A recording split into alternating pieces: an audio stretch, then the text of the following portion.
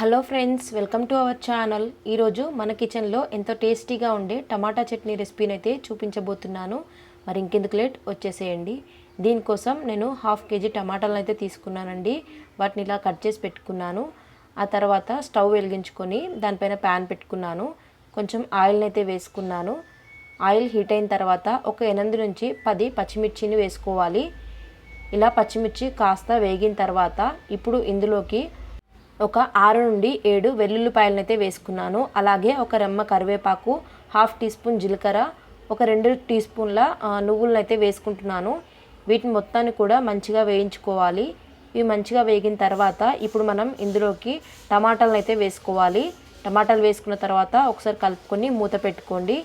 ఒక 5 నిమిషాల తర్వాత టమాటాలను ఒకసారి కలుపుకుందాము.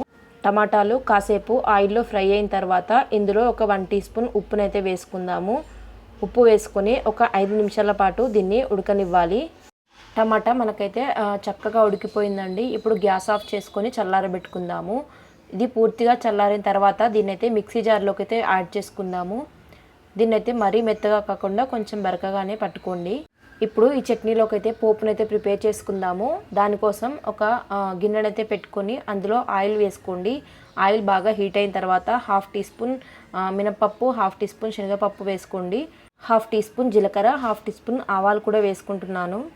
ఆ తర్వాత ఒక రెమ్మ కరివేపాకు, 1/2 టీ స్పూన్ పసుపు, 1/2 టీ స్పూన్ అల్లం వెల్లుల్లి పేస్ట్ని కూడా నేను వేసుకుంటున్నాను. ఇవన్నిటిని మొత్తం మిక్స్ చేసుకోండి. ఇవన్నీ బాగా వేగిన తర్వాత మనం ఆల్రెడీ మిక్సీ పట్టుకున్న టమాటా చట్నీని అయితే ఇందులో వేసుకోవాలి. ఒక 2 నిమిషాల పాటు ఈ ఆయిల్లో దీన్ని ఫ్రై చేసుకుందాము. ఒక 2 మినిట్స్ వేగిన తర్వాత ఇప్పుడు మనం గ్యాస్ అయితే ఆఫ్ చేసుకుందాము.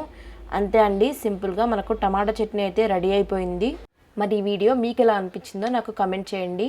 మరి ఇంకా మంచి వీడియోతో మళ్ళీ కలుద్దాం. Thank you for watching. Bye.